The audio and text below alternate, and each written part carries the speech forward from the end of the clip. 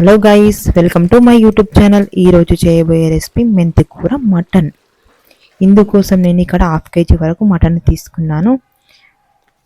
మంచిగా శుభ్రంగా కడుక్కున్న తర్వాత ఇందులోకి 1 టేబుల్ స్పూన్ పసుపు, 1 టేబుల్ స్పూన్ ఉప్పు, 1 టేబుల్ స్పూన్ కారం, 1 టేబుల్ స్పూన్ అల్లం, 1 టేబుల్ స్పూన్ ధనియాల పొడి, ఆ తర్వాత కొంచెం కొత్తిమీర వేసుకొని దీనిని మంచిగా కలుపుకున్నాను. ఇది అంతా కలుపుకున్న తర్వాత ఇందులోకి నేను 1 టేబుల్ స్పూన్ ఆయిల్ వేసుకొని మంచిగా ఇలా ముక్కలకు పట్టేటట్టు కలుపుకున్నాను. దీనిని ఒక 15 మినిట్స్ పాటు పక్కన పెట్టుకోవాలి. ఈ విధంగా మంచిగా కలుపుకున్న తర్వాత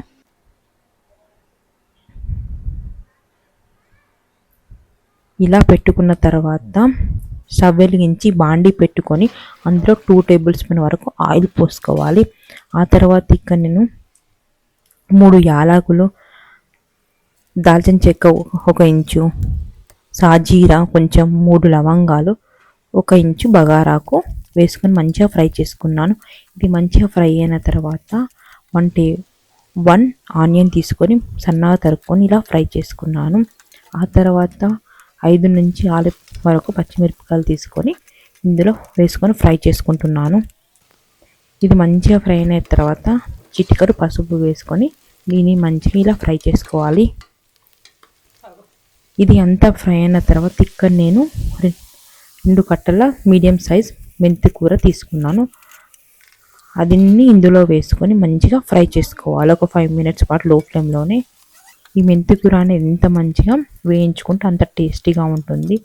పచ్చి పచ్చిగా ఉంటే చేదుగా ఉంటుంది. అందుకనే నూనెలోనే మంచిగా ఫ్రై చేసుకోవాలి. ఆ తర్వాత ఇది ఫ్రై అయిన తర్వాత ఇందులోకి ఇందాక మనం మ్యాగ్నేట్ చేసుకున్న మటన్ని వేసుకొని ఇలా ఫ్రై చేసుకోవాలి. ఇది లో ఫ్లేమ్లోనే మంచిగా ఫ్రై చేసుకోవాలి. హై ఫ్లేమ్ అనేది అస్సలు పెట్టకూడదు. ఇలా లో ఫ్లేమ్లోనే ఒక 15 మినిట్స్ పాటు ఇలా ఫ్రై చేసుకోవాలి.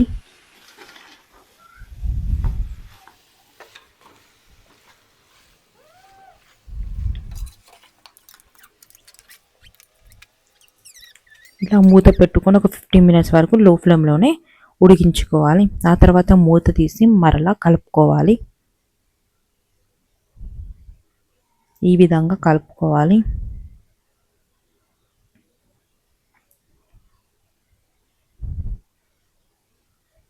ఇలా కలుపుకున్న తర్వాత నేను ఇక్కడ మీడియం సైజు 2 టమాటాలు తీసుకొని ఇలా తరుక్కొని ఇందులో వేసుకొని ఇలా మంచిగా కలుపుకున్నాను.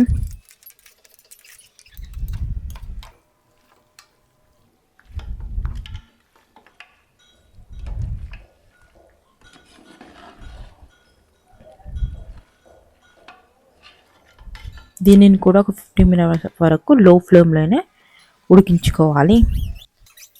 ఆ తర్వాత మూత తీసినాక ఇలా వస్తుంది కర్రీ అనేది. ఈ విధంగా వాటర్గా కొంచెం వస్తుంది. ఇలా వచ్చిన తర్వాత మనకు సరిపోయిన వాటర్ పోసుకోవాలి. నేను అనేది ఇక్కడ ముక్క మునిగేంత వరకు వాటర్ పోసుకుంటున్నాను, కొంచెం గ్రేవీ రానికి.